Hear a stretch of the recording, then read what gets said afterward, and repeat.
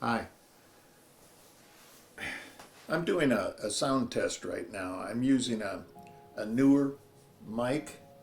I forgot the nomenclature on it, but anyway, it's battery powered.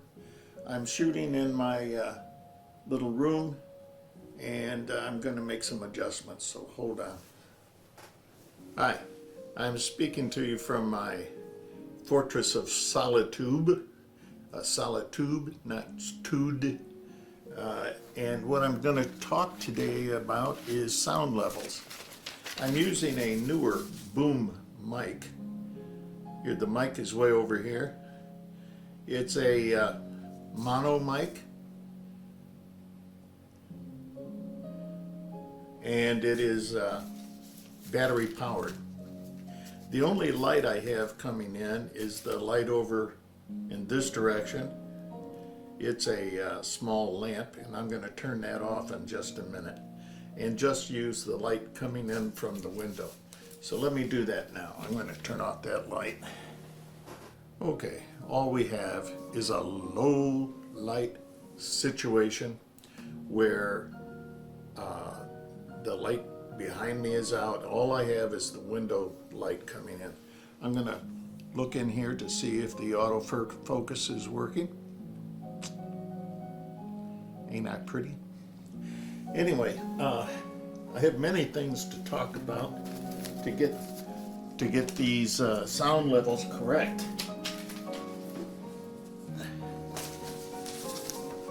And I have a list of things, and what they are jobs that are going to be needed on a movie set. And these jobs are what are kind of professional movie sets, something where there are the usual amount of union people. First thing is, in movies they talk about pay rates, and they talk about above the line and below the line. Above the line means people who are like salaried workers. These people have a negotiated set rate of pay to do the film. This includes actors, producers, directors, assistant directors, production managers, and all of that kind of stuff. They have a set negotiated fee to work the film.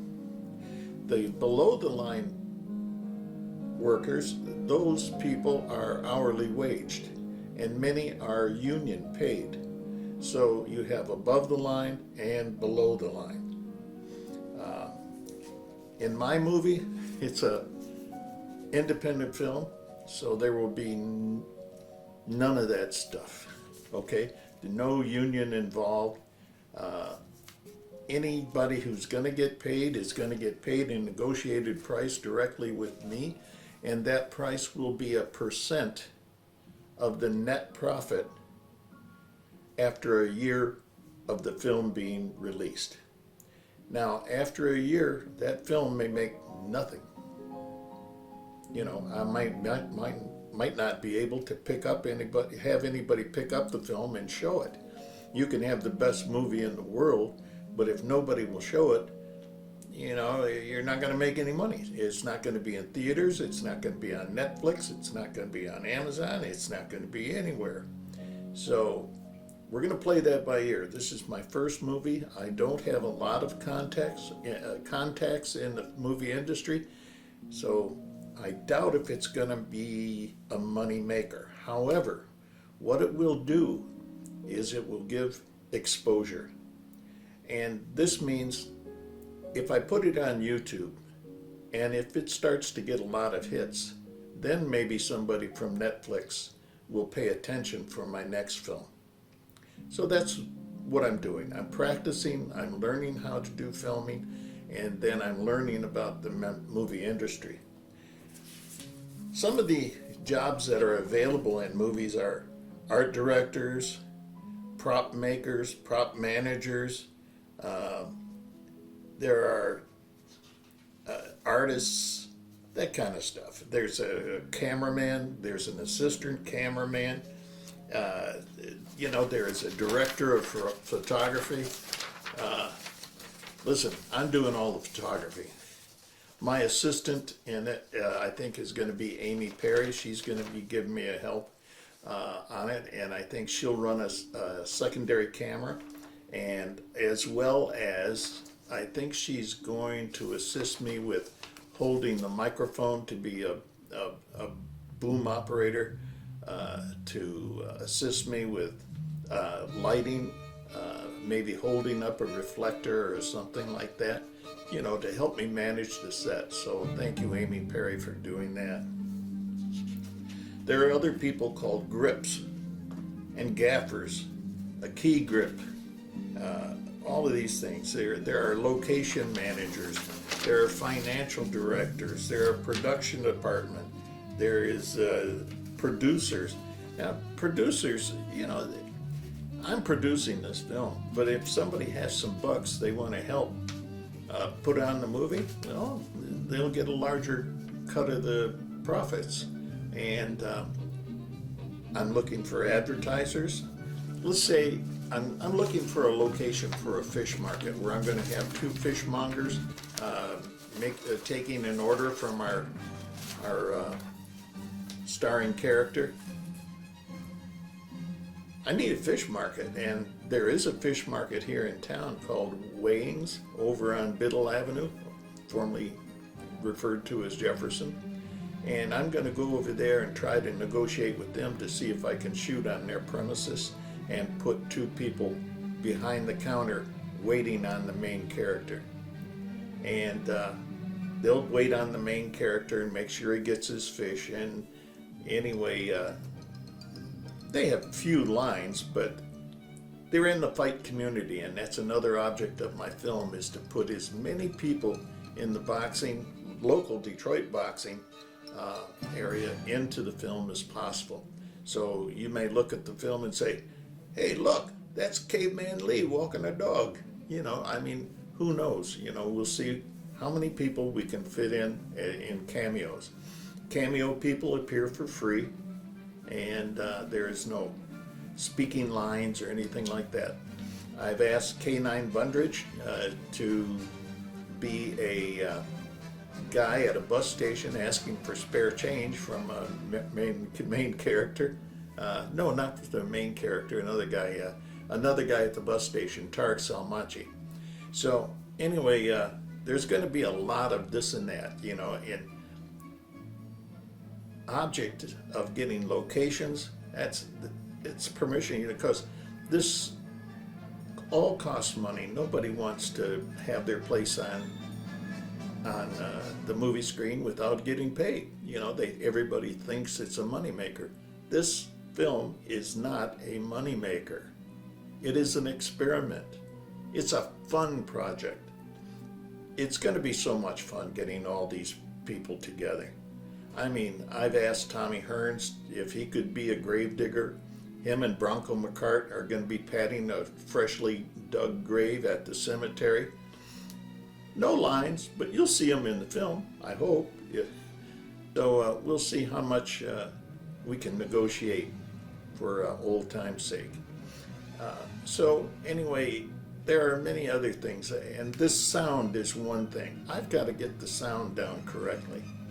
If the sound isn't there, you don't have a movie. If it sounds like I'm in the inside of a barrel, 10 barrels speaking, all hollow and everything, it won't be good. If the wind is blowing, if we're outdoors, and then there's a matter of a soundtrack.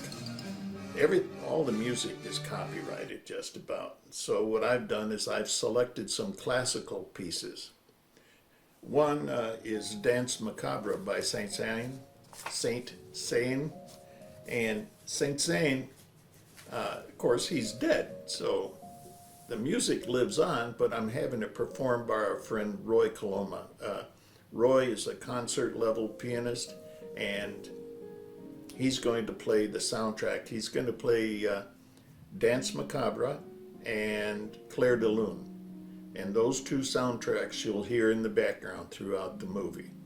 So in bits and pieces, you know, but they'll be there. And thank you, Roy, for helping me out. The plot is pretty good. It's a story of a salesman who is really, he's got himself into a marriage that is terrible. His shrew of a wife is just nagging him all the time. She says, oh man, you don't make enough money. Look at Mary. Her husband takes care of her so much better. She drives a BMW convertible, and my Ford's in the shop with a bad transmission. It's, she's like that. And he just can't stand his life. She doesn't like him either. So he's thinking, man, I'd be better off without her. He goes to the bus station and he's reading a paper, and it says about man kills wife, flees to Belize. He gets away with murder. Then our main character thinks, I can do that, but how am I going to do it? How am I going to do it? And I don't want to be all bloody and messy and hurt her and everything. I wonder, I don't know, I got to study up on this. That, if nothing at all, at least I'll find out some information. So he does. On his next business trip, he goes into a library. He asks the librarian, is there a book on how to commit the perfect murder? I'm writing a book myself and I need some ideas.